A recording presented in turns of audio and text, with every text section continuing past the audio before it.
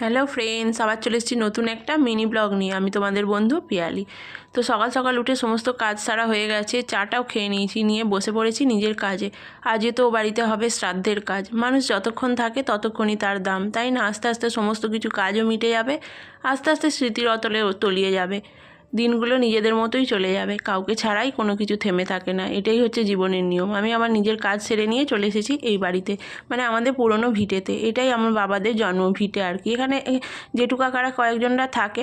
তো দেখতেই পেলে 7জন জায়ের মধ্যে 6জন যা এক জায়গায় জড়ো হয়েছে। সমস্ত রান্নাবান্নার কাজকর্ম আর কি চলছে। ওই সমস্ত সেরে এসে আমি বাড়িতে একবার এসেছিলাম, মুড়ি খেলাম, খেয়ে স্নান টান করে আবার চলে এসেছি এখানে। তো এখানে হচ্ছে আলুর দম, ছোলার ডাল, চাটনি, পাঁপড়, বোঁদে, এইটাই আমরা আয়োজন করেছি। তো জেঠুর উদ্দেশ্যে প্রথম খাবারটা নিবেদন করা হলো। তো লুচিগুলো বাকি সব ভাজাভুজি হচ্ছে, তারপর আমরা নিজেরা খেয়ে নেব। শান্তির জলও আমাদের নেওয়া হয়ে গেছে।